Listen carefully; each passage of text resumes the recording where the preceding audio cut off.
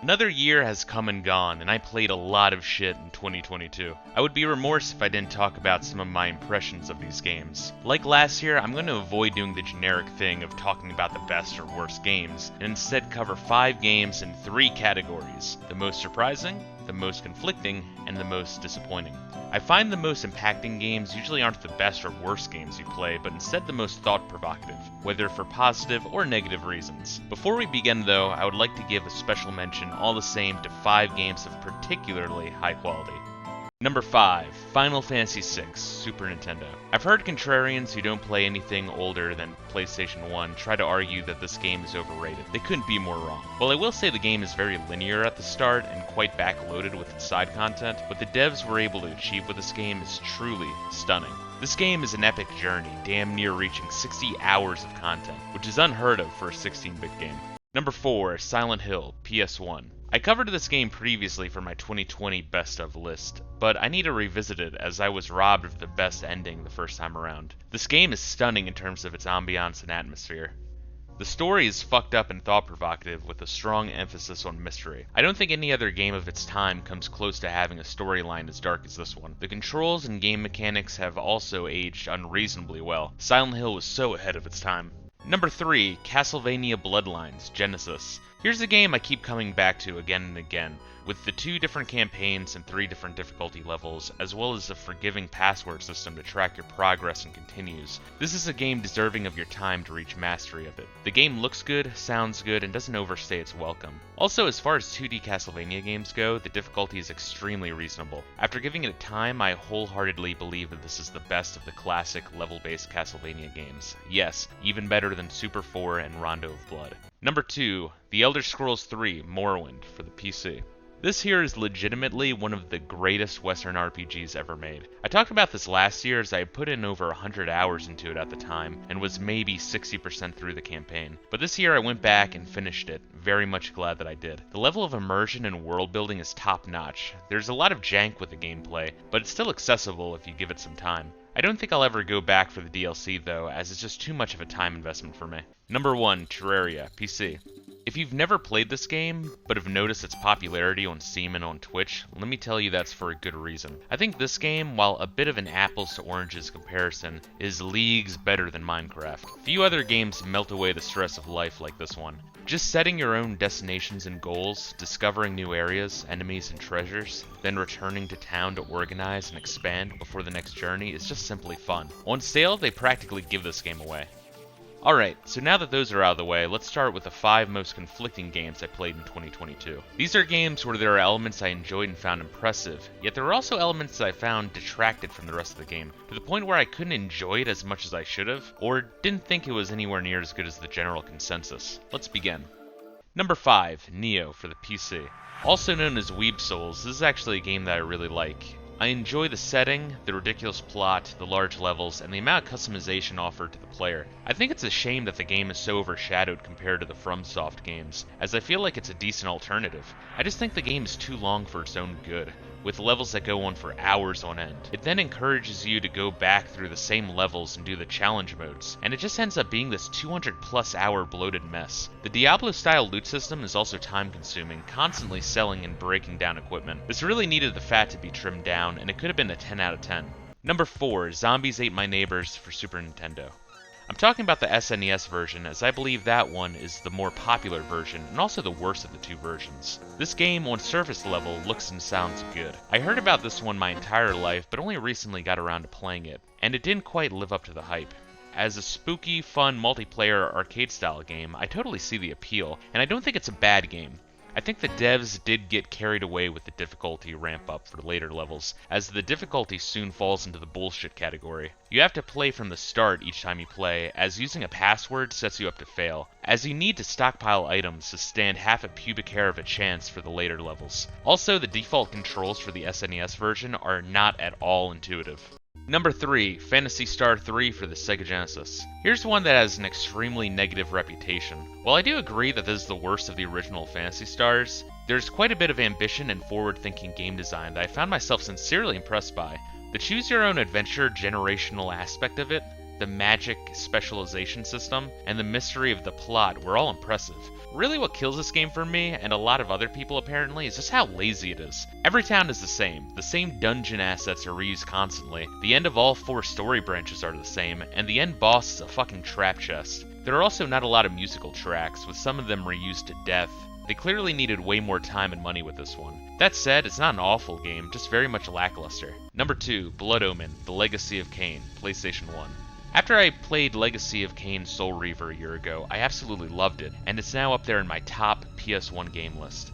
Even though this was an early release that way few people know about, my expectations were still high, as I was excited just to see where the story began. And I want to emphasize that that's the strongest aspect of the game, the story. Like with the sequel, the story, atmosphere, lore, and world building are extremely strong. Unfortunately, the gameplay of this one feels like it belongs in the mid-80s, feeling more dated than Super Nintendo adventure RPGs. The difficulty and level scaling is monotonous, with cave after cave, dungeon after dungeon, dealing with the same traps, enemies, and hazards, but in increasing number for longer periods. The controls were also fighting with me from beginning to end, not at all intuitive. Number 1, EarthBound, Super Nintendo. EarthBound is one of the most talked about, overhyped retro JRPGs ever, and while some games like Chrono Trigger or Final Fantasy VI live up to those high expectations, I'm not quite sure what makes EarthBound warrant so much praise. It's what I like to call comfy. It has an appealing color palette, it has good humor and a unique plot line, sure, but the music can be hit or miss, the pacing and direction are all over the place, going back and forth between Foresight and Summers springs to mind, and the plot will randomly dip into 3 Deep 5 me territory. I sincerely believe that if it wasn't for Smash Bros, this game would be more forgotten than it is. As it stands though, it's a very good 8 out of 10 16-bit JRPG for the Super Nintendo, but I'd say there are a dozen more worthy 16-bit JRPGs. For SNES games overall, I wouldn't even put this one in my top 30. That was the conflicting list, so hopefully any diehard Mother fanboys in the comments aren't too perturbed. Well, we're about to enter my top 5 most disappointing games of 2022 list. Be warned, some of these games as well have their hardcore fan bases, but remember, I went into the games on this list wanting to and expecting to like them. Number 5, Fable, The Lost Chapters for the PC. Fable is a game I played back when it was new on the original Xbox, and when I say played it, I mean I played the living shit out of it. I love this game, and honestly, would love to play it on OG hardware. Unfortunately, Fable has never had the best port history. The newer, more expensive Anniversary Edition has no art integrity, with the color palette, lighting, and textures looking completely different. And this version is a buggy, barely functional mess, with complete goat shit controls. Try as I might, I was struggling with the controls from start to finish, not able to relax for a second. Controller support is also terrible, so you're really stuck between a rock and a hard place. It's baby's first Western RPG, sure, but on the OG console, this was fine. Contending with everything else in any other version, it's just not worth it. Number 4, Hypnospace Outlaw for the PC. I really wanted to like this one. It's computery, it's 90s-y, it's weird. You go through a fake internet trying to censor anyone committing wrongthink, so it's kind of like what the FBI does on Twitter all day. In a way, it plays like a mix between a detective game and a scavenger hunt. The real issue lies in how monotonous and repetitive it is, as each assignment of a new offense you're looking for pretty much requires that you go through every web page all over again. The issue is what you're looking for is either way too easy and obvious, or so opaque with zero in between. It just simply gets old and doesn't play well. The novelty of 90s internet can't carry this thing. This is what I call streamer bait. All the big streamers play it, it gets popular, but no one actually enjoys it. Number 3, Street Fighter V for the PC.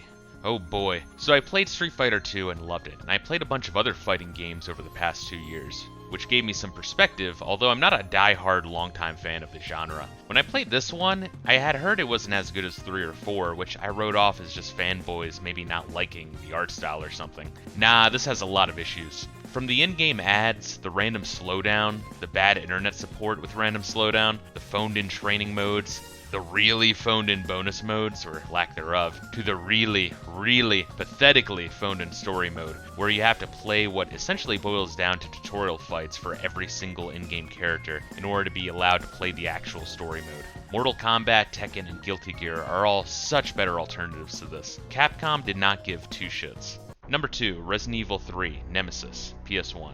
Back in the day, I heard that this game wasn't that good, so I always shrugged this one off. Only in the last 3 or 4 years did I hear people online say, no, this was actually good, and it was just misunderstood by the retarded game journalists. So, since I hate game journalists, I figured the new consensus had to be right, and gave this one a go. Nah, the contrarians are wrong again. This game is hot garbage. You took the RE engine, which is built around static camera angles, narrow corridors, and tank controls, and instead of a game built to the strengths of that, like RE1 and 2, they added a shit ton of enemies and super agile bosses. And Raccoon City? It feels more confining than the damn Spencer Mansion, with nothing but narrow alleys. The random elements don't save it. This game is just frustrating to play. Number 1, the Playdate, an indie console. Oh, I took a risk on this one and got burned. Bad. The idea of a unique handheld with 24 games made by a medley of indie game devs using an analog crank sounded interesting. And to be fair, some of those games were interesting, some even good. But half of the games I played were 5 or 6 out of 10s, to the point where I could only stomach playing half of the games before giving up and letting the thing collect dust. Add to that the fact the zero insertion force socket for the GPU is loose on so many units, so the screen goes blank if you even remotely try to press on the center of the thing, and I was frustrated. Too many games lean too hard on the crank gimmick with nothing else going for it. If you were a programmer or a coder, or only played indie games, I could see someone loving this. Alright, I'm hoping we don't have too many salty boys in the comments section by this point. Remember, these are just my sincere impressions of games I'd sunk in hours into. But relax, because we're about to start on my top 5 most surprising games, which are games that, whether I went in with low, high, or no expectations, they thoroughly surpass those expectations.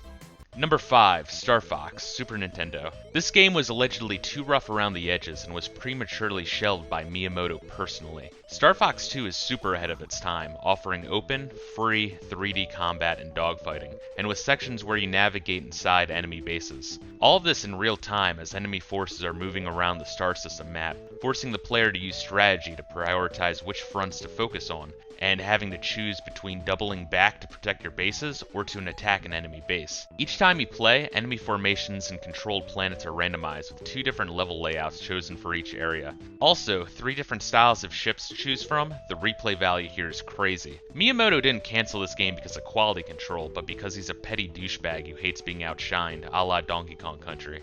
Number 4, Parasite Eve, PS1.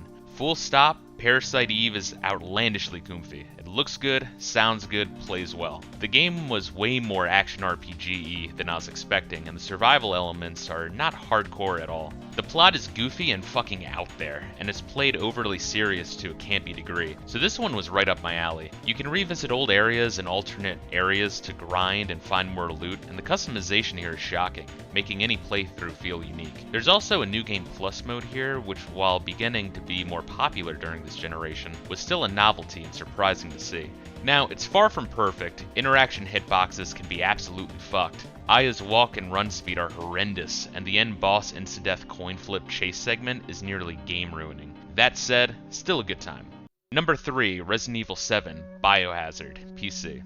This game I played through last year, just the main campaign on normal, and I thought it was pretty good. On a whim, I played through the bonus content and extra campaigns this year, and I was blown away. There are few games out there, to my knowledge, where the DLC and side content take it to a whole new level, and RE7 is one of them. Whether it's knockoff COD Zombies, blackjack with a Walmart jigsaw, escaping puzzle rooms, score attack minigames, or a full-on JoJo's Bizarre Adventure campaign, where you're using your best Muda Muda techniques, kung fu fighting hungry mold zombies with a Nintendo Power Glove, the creativity on display here is nuts. I love when devs aren't afraid to not take shit seriously. Some of them, like the Chris campaign, are bad, but it's the complete package that counts. Number 2, Wonder Boy and Monster World for the Sega Genesis. This one was extra surprising to me. I never hear anything about this one. Maybe a bit more about the Japanese exclusive sequel or the Master System prequel, but never this one. This is a side-scrolling action RPG akin to Zelda 2 on the NES or the Shantae series. This game, though, has a great difficulty and length to it, never being overbearing or overstaying its welcome. And aside from a few tricky parts in the desert or in the Arctic, it's very welcoming to new players. There's quite a bit to explore, and aside from 1 or 2 sections that are pretty opaque, I thought this was a pretty comfy adventure. The magic system, different weapon archetypes, and ally system were great additions. But the best elements are the eye candy art style and color palette, which I wish I saw more of on the Genesis, and the outstanding music. What an underrated gem. Number 1, Tekken 3, PS1. So, everyone's heard of Tekken 3. It's one of the top-selling games on the PS1 and a premier 3D fighting game. Whenever I go into an alleged 10 out of 10 game that I missed out on back in the day, I go in with a heavy, heavy grain of salt, as I'm used to being severely disappointed a la EarthBound. Imagine my shock when I discovered a fucking 11 out of 10 fighting game. Tekken 3 oozes style, with its insane, megalomaniacal, corporate, modern-day setting, focused on vendettas, assassins, money-seeking mercs, robots, demons, and luchadors, all pulsating with electricity over edgy's 2000s techno rock. Unlockable characters out the ass, bonus modes, bonus FMVs, and a million unique moves and combos. The gameplay is intuitive, accessible, rounds are fast, and you can feel the impact of each hit. They nailed the game feel with this. Once you play it, you get it. I'm now a Tekken fan. Good job, game devs.